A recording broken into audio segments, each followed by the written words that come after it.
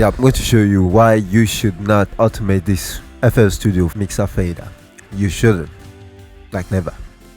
Why? That's what I want to show you now. Let me put an automation here to show you what you should not do. Right click there, come to create automation, left click it. We should have an automation clip here, right? Just gonna make this short. Okay. It's moving now. Yeah. Okay. Why you shouldn't do that? If you need to maybe change the position of the fader, maybe you need to increase it up. And now I want to hit play. You see what will happen now. Okay. Now look at what happens when I hit play. You see? But I took it up like this.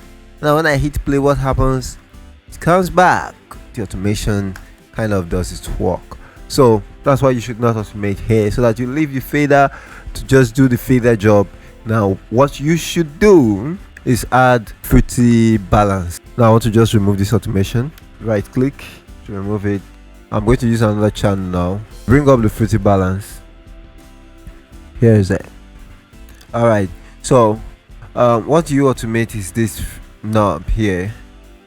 So you automate that, and that will change the volume. This fruity balance, let it be the last plugin. Don't put it at the top, if not it will affect what happens to the rest plugin. So just take it down, move down, move down, move down. Okay, then you automate this. Right click on that knob, go to create automation clip, and you hit it.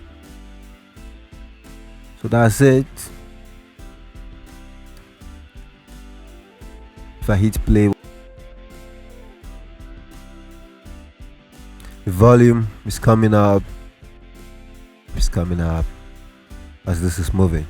Yeah, so you use that. You can still do what you need to do with your mixer fader, while the fruity balance will now automate the volume of that mixer inside. We have done a lot of videos on mixer. I'll leave the playlist at the end of this video. So like this video if you like it. If you haven't already, subscribe to this channel. I'm alloneprostudio. This is alloneprostudio. That's it. You see me small, don't believe you're right. Don't give in to a narrow flight.